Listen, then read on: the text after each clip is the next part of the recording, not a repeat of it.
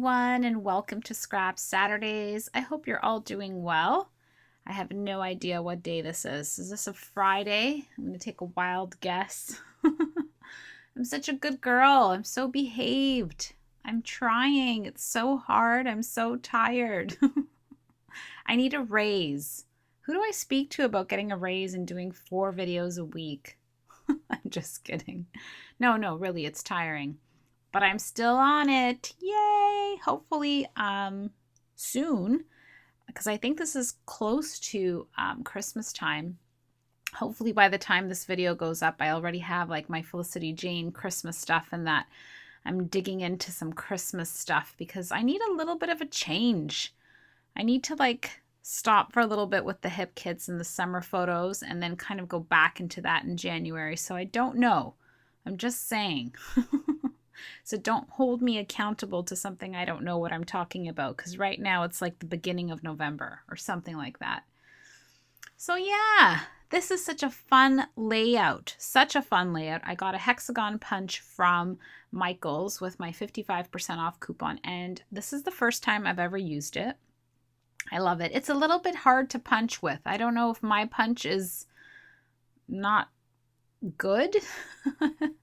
I don't know what the word was that I wanted to say, but you know, I struggled a little bit to punch it out, and it's not like Felicity Jane paper is super thick. It's kind of that quasi in between paper, but I love the way this just literally fell down. It fell down and it just magically came together. It was perfect. It was just the little bits and pieces that you'll see while I talk about my story as I'm putting this together. But yeah, I loved it. The only other thing I was going to say while you watch and I start yapping is that I used my hot glue gun to glue down these hexagons directly on the center of them so that it kind of gave them a little bit of a magical lift without being too magically lifted.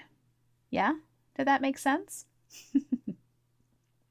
So this is a photo of my mom and my sister's son, Alexander, who is now 3. I believe at this time that he was 6 months old, maybe 7 months old. This was, I think, his dad's birthday, and we had gone over to my sister's house and we were celebrating her husband's birthday. And my sister took this picture of my mom holding on to her son. And of course now, you know, it's like finding gold. You know, any picture that we have with my mom and our kids or anything that we're pulling off of our phones and stuff like that. Because my mom didn't really like being in pictures. She didn't like the way that she was progressing in her depression. You know, her depression medications made her gain weight. And, you know, she did wear dentures, and so her dentures were bothering her at the end too. And so sometimes she was very embarrassed because she couldn't wear them, the sensitivity in her mouth and stuff like that. And, you know, she was going through a very difficult time with self-love because she didn't really have any, right? She didn't have any source or any companions around her that would give her that. And I know that you're going to think, you know, didn't we love our mom and stuff like that? Absolutely we did. But we were her kids, and that was natural love, right? She didn't have a partner or a best friend or someone to come to her and, you know, say, Sedalia, you're beautiful. Or even for herself, you know, because her own dad didn't teach her that. Her mom was a product of the same kind of domestic violence, and the circle is so vicious and long that the story needs to be told in a different way. And I do have photographs of my mom's wedding day that I want to scrapbook, and that's when I will tell my mom's true story. I think that'll probably be around, you know, February or March when I get to that. And so this photograph of my mom and Alexander is so precious in 100 different ways. 100 different ways. And there's so many things I want to say about it. And I have such a short time to like mix up all the things I want to say. But the most important part that I can is that these are important photos to show Lucy's son, or to even show my kids, or to even show you, so that you understand that there was love, that she understood love, and she understood how precious the world was. And that if there's someone in your life that's dealing with depression, or if you're looking at our story, which takes such great courage for me to speak about here, right? It's in no disrespect to anybody in my family, including my mom, and primarily my mom and her spirit. But to anybody who does suffer from depression, it's these moments where people don't see it. You don't see depression. Depression isn't a cast that you wear where it signifies a broken bone that people can say, ah, I see it. Your bone's broken and you can't move it. Therefore, it's hurting you. Therefore, something is not right. And so these precious times where she's kissing Alexander's forehead and it's such a gentle, sincere moment, I love, because this is my mom. She was the most loving human being.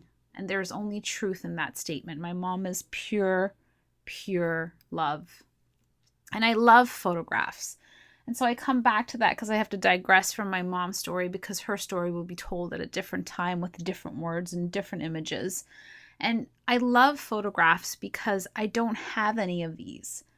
You know, my mom sent them all to Portugal to my grandmother to share that. And I've told you that I found it in a box underneath my grandmother's bed.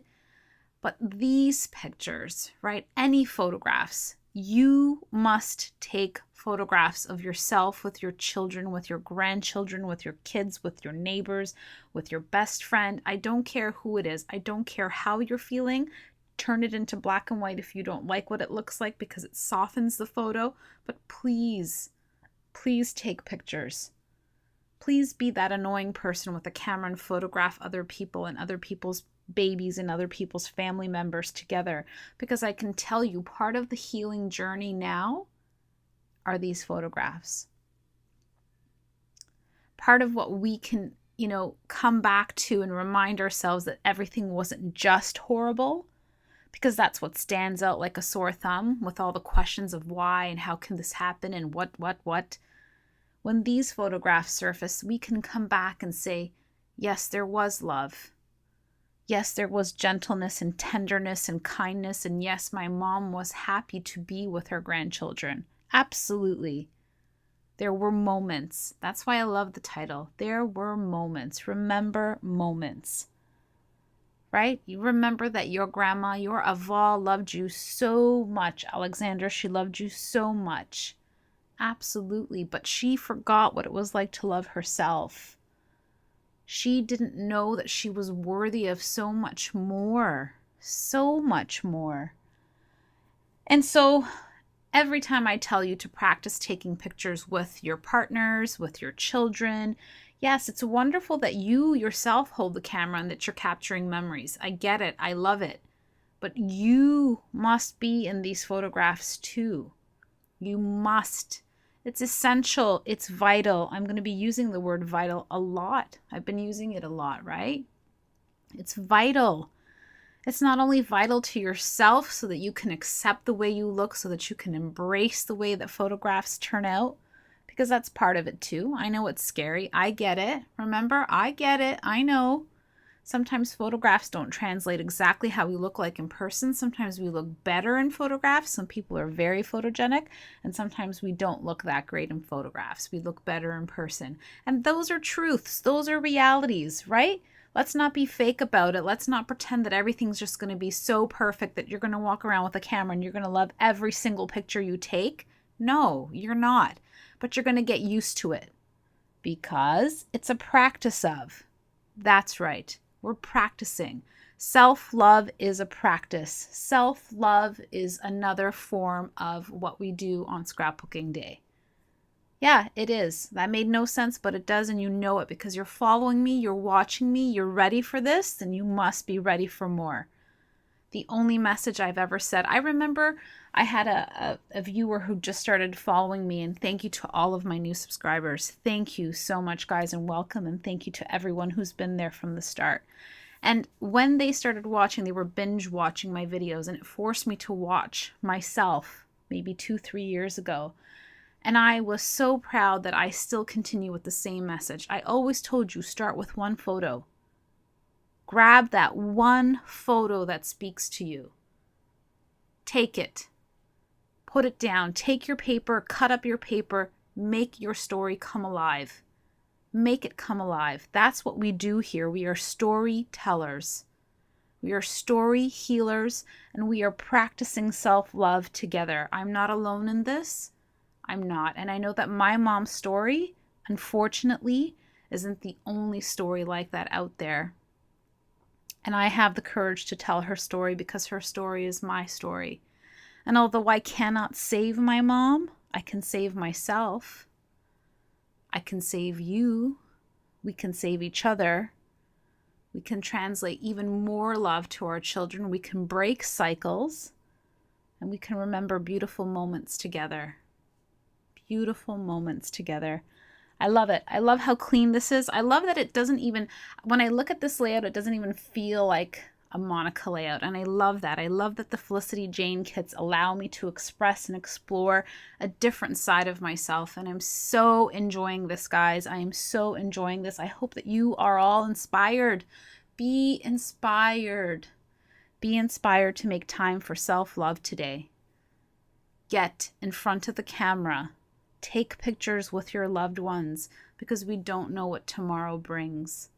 Leave photographs behind, a memory to show the others how much you love them. Doesn't matter what you look like because it doesn't matter what my mom looks like. Here, the only memory that's translating here is that she loved. Thank you so much, guys. Thank you so much for everything, for all your comments. I love you all so dearly. Great big hugs, huge, tight Monica hugs. Be inspired. Make time for this hobby because this hobby heals. And I will see you all very, very soon.